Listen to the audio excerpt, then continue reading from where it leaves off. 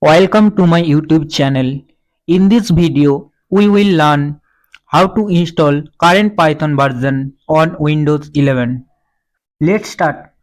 First, go to web browser on Google, type Python and press enter. On pressing enter, the official website is visible. Click on it, python.org. Here is the official website, not directly.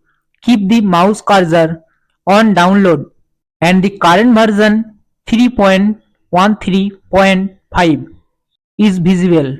Click on it. On clicking, the download will start. The download completed exe file. Right click and click open to begin the installation. Minimize now. The installation setup started. First select the use admin privileges and then select add python.exe to path. Now we will click customize installation to understand what we are actually installing. So herein we will install pip also.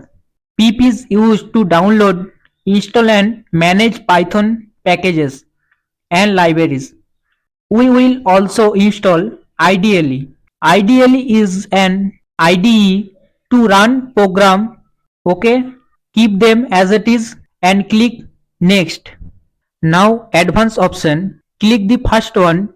If you are the admin of the system, I am the admin, so I will select this now. Rest keep as it is.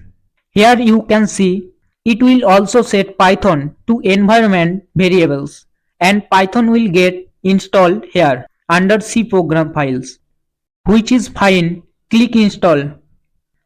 Now the setup will start. Now the setup is successfully. Click close. Now let us go to start and verify the installation. Type cmd. Click open.